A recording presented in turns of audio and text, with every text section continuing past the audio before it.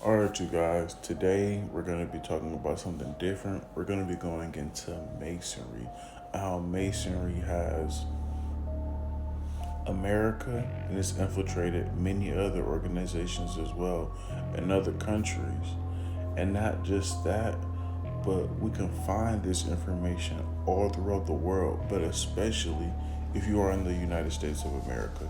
You can find this on many historical monuments, you can find this on buildings, paperwork, whatever the situation may be. You can find Masonry involved in every fashion of society when it comes to America, people.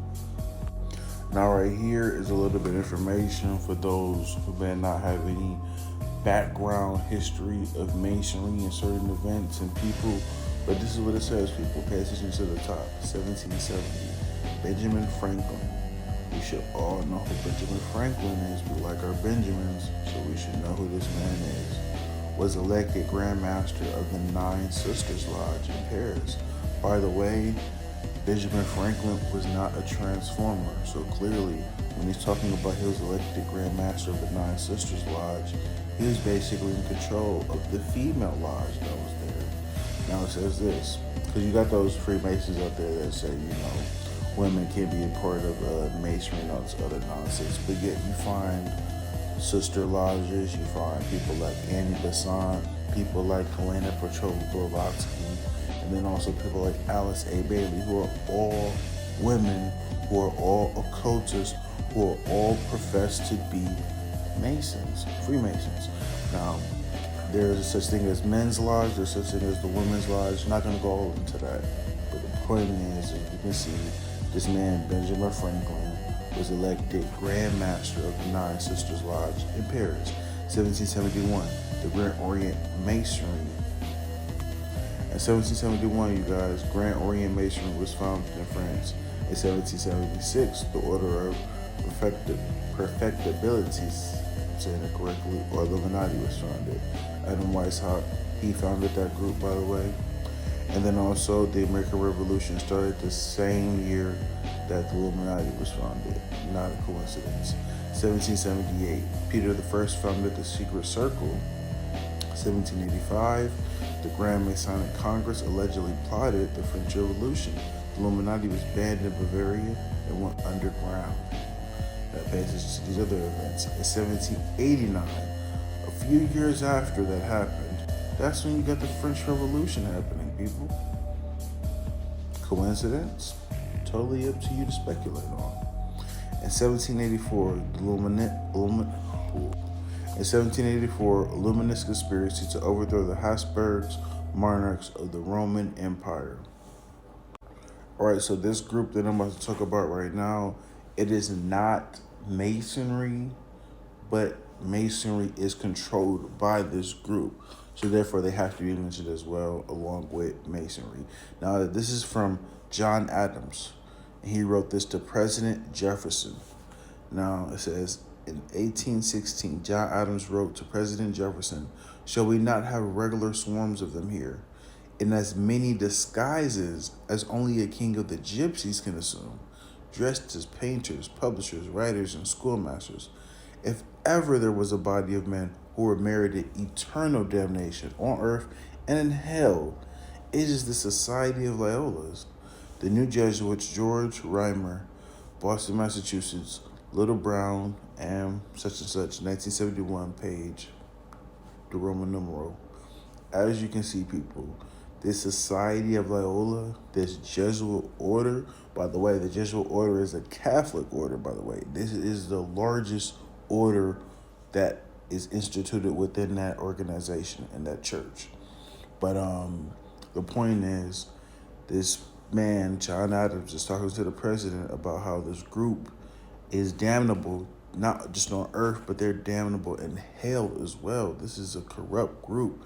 But not just that, they disguise themselves as different, occupations of different people. So you just never know who's a Jesuit, who's not a Jesuit. Like, that's the whole point he's getting at with, this letter to the president. Now, for those of you out there, I'm pretty sure you guys heard of Samuel Morse. And he's the one who wrote the Morse code. Pretty sure everyone's heard of the Morse code at this point, whether you know familiar with it or not. I'm not too much familiar with it, but I am familiar with Samuel Morse. But it says this though, people. Many writers warned of this great conspiracy of the Jesuits. Samuel Morse, the father of the Morse code, was one of them. The preface of his great work, Foreign Conspiracy Against the Liberties of the United States. So when people get to talking about it's a conspiracy to overthrow America, this was talked about during this man's time. He was writing about this during his time. It was written in 1835, it says. It says this, people. The author undertakes to show that a conspiracy against the liberties of this republic is now in full action, under the direction of the worthy Prince Metternich of Austria, who, knowing the impossibility of obliterating this troublesome example of a great and free nation by force of arms, is attempting to accomplish his object through the agency of an army of Jesuits. The array of facts and arguments going to prove the existence of such a conspiracy will astonish many who opens the book with the same incredulity as we did. Now, as we can see, people, this man Samuel Morse, he believed, and from the information that he gathered, clearly saw that someone, whether it was a group, individual, whatever situation may be, they were being used to take on or to do mischievous deeds to overthrow the republic of this country. And people, once our liberty is overthrown, that's our Constitution. And if our Constitution is overthrown, we're like any other country that's out there. We're like any other third world country. We don't have anything to back our rights, any of that sort, you know? So we can just be told what to do by the government, and that'll just be that. This is President Abraham Lincoln, and he's writing this, and this is what he says. The Protestants of both the North and South would surely unite to exterminate the priests and the Jesuits if they could learn how the priests, the nuns, the monks, which daily land on our shores under the pretext of preaching their religion, are nothing else but emissaries of the Pope, of Napoleon III, and the other despots of Europe to undermine our institutions, alienate the hearts of our people from our Constitution and our laws, destroy our schools, and prepare a reign of anarchy here as they have done in Ireland, in Mexico, in Spain, and wherever there are many people who want to be free. Wow. Very, very strong words from a very strong man. By the way, everybody should know about Abraham Lincoln. Self-explanatory. But the point I'm getting at is, people, this man said, because by the way, this was during the same time where you had the split in the United States between the North and the South. But this is what Abraham Lincoln is saying. If the North and the South really saw what the matter was going, what Abraham Lincoln was saying was, if the North and the South really saw what was really going on, they would unite together against. So, by the way, it wasn't just, a racial issue or a financial issue. This was also a religious issue as well. And a lot of people don't realize that the South was funded, but not just also funded, supported by the Catholic Church. The Catholic Church supported the South. Last time I checked the South, they weren't really trying to get rid of slavery. All right, you guys, 50 years in the Church of Rome, Charles Chineke. This war would never be possible without the sinister influence of the Jesuits.